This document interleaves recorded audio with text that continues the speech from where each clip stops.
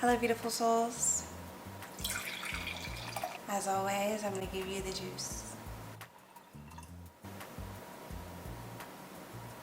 Today, I'm going to bring you the juice on how I went from being lazy, a procrastinator, to now being self-disciplined.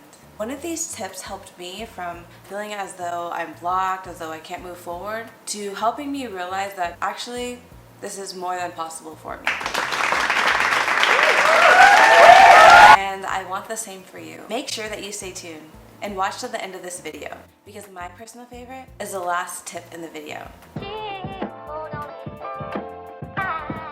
Trying something new in life isn't easy, especially when it comes to work, transformation, and self-awareness. This video is not only going to show you how to start making changes, but how to continue to progress in the process. Let's get into step one. Step one is crucial, and it's building momentum. Building momentum makes the rest of the work easier than when you started. The secret to getting more done doesn't lie in doing the hardest task first. People think that by doing the hardest thing first, everything else is easier. But have you ever had a day where you have a whole bunch of hard tasks? Then you complete the first hard task, but then you find yourself still having to do a list of hard tasks after.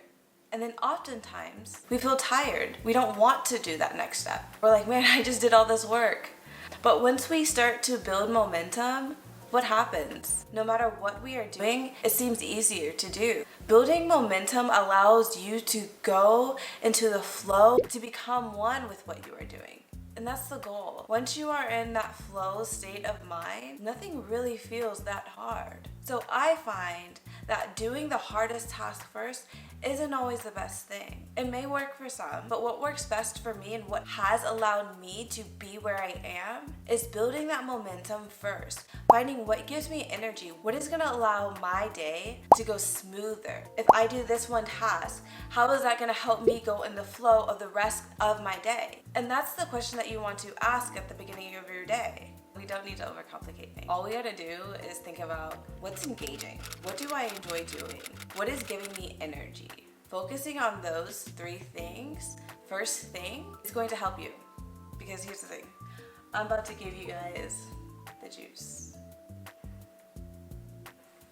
Come here. Come here. Let me let you in on a little secret here. All you really gotta do is acknowledge your ability. Once you have acknowledged your ability, once you have acknowledged all that you can do, which is what momentum helps you to do, once you have done that, all those fears, all those doubts, all those roadblocks, they seem to disappear.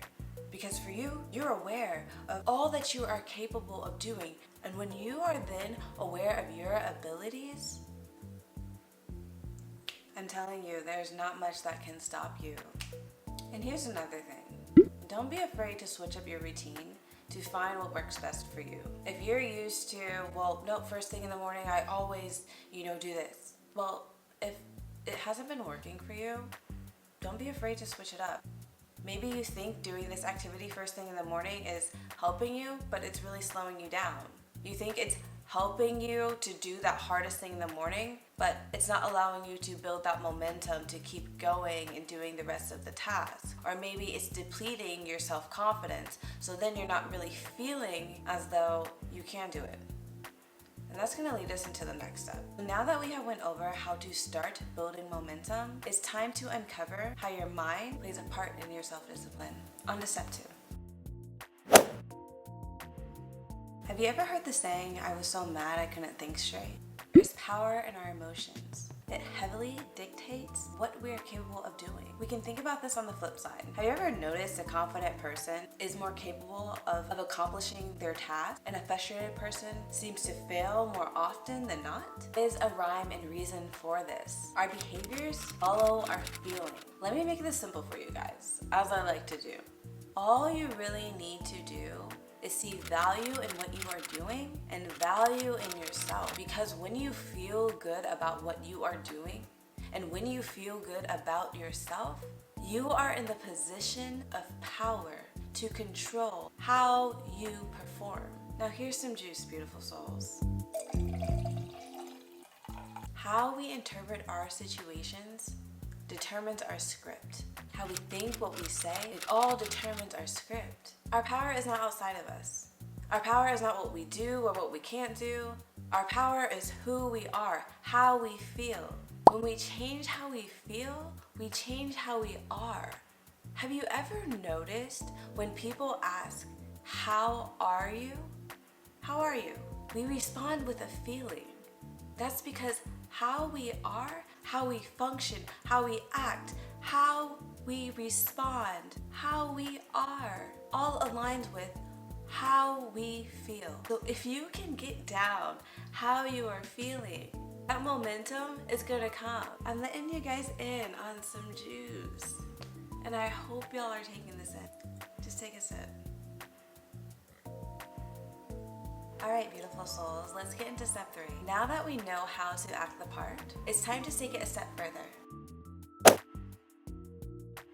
Step 3 is going to be to figure out what makes things hard for you. Figure out what's stopping you. Is it not having enough time? Is it not having enough money? Is it not having enough resources? Or maybe it's not having enough faith in yourself. There's only one way to conquer our fears, as we know, and that's to face them. And when you do this, take time to write it down. That way you can see it for yourself and examine it. Is this fear that I'm holding on to even worth it? Is it even rational, logical? But when we keep everything up in our head, it's really hard to really figure out, is this even valid? And we can be holding on to beliefs that are holding us back because we haven't taken the time to examine them. A lot of times we don't even know what's stopping us, what's allowing us to feel so stuck.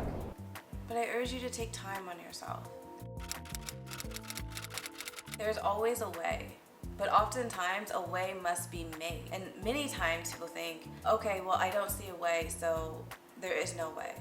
No, you have to just sit down and brainstorm, think of things, put in the work, and then change will come. You will reap a harvest as long as you are sowing a seed of doing something that you love. You can't plant a seed in the ground and have no effect on the environment. You're going to see a growth in that seed. And it's the same thing with you. So don't think that taking time for yourself isn't going to amount to anything. Because a lot of times, that is what stops people. They think there's not going to be a payout for it. They know for a job, for certain, they're going to get a paycheck at the end.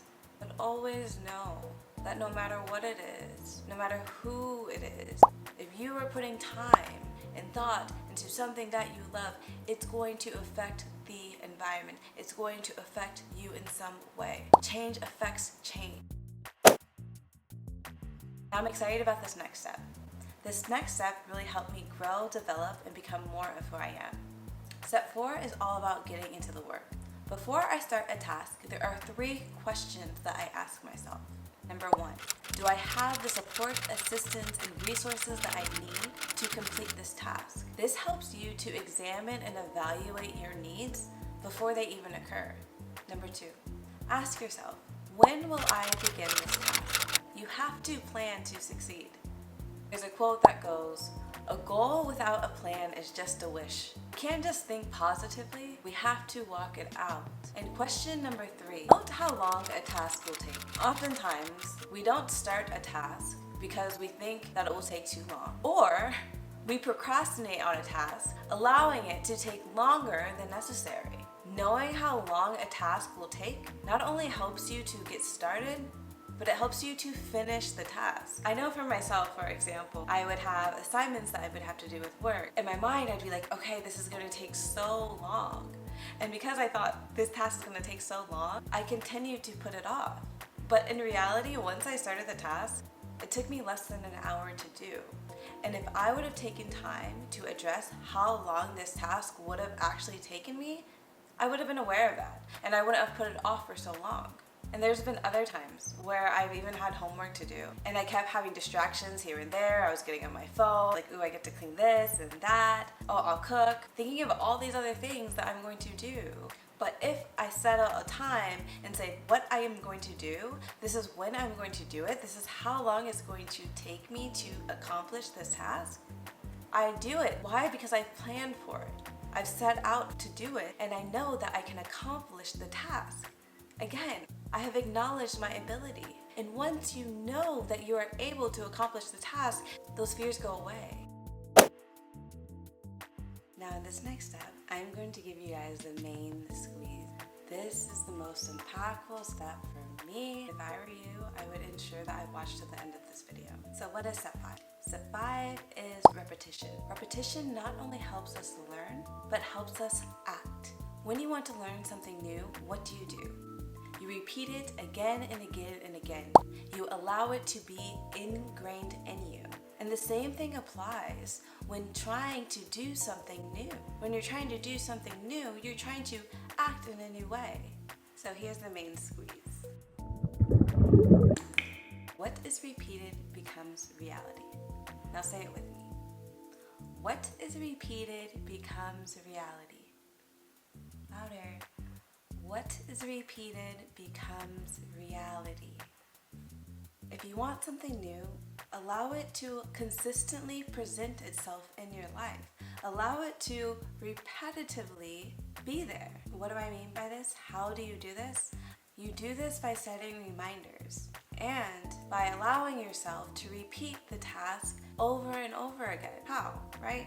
So, for example, let's think about cleaning. So, if you want to clean more, you set reminders for yourself to clean more, and then find ways to repeat it throughout the day. Continuously try to find ways to build that habit so that it's constantly in your reality and becomes ingrained in you. It becomes a part of your reality, part of your script. This is who you are. This is how you act. No. I am going to fill up my cup. Let's fill up your cup. What you want to do is find ways to make the task take up as little time as possible. You want the task to be as seamless as possible, because what are we afraid of? What stops us more than anything else?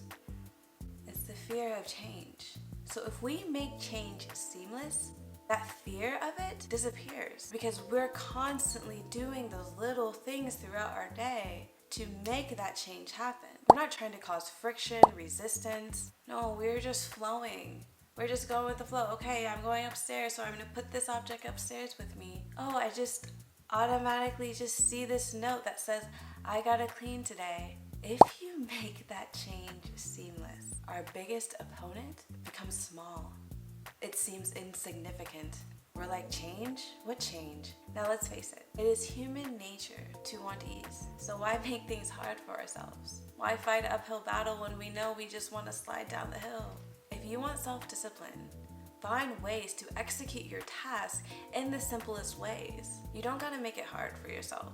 So if you make the habit exciting and make the habit something that you want to do, make the habit engaging and energizing for yourself, then what happens? You then become self-disciplined. This isn't hard, beautiful souls. We don't have to make it hard. We know that change is a struggle. So make that change easy. And as I like to do, I'm going to leave you some juice to sip on.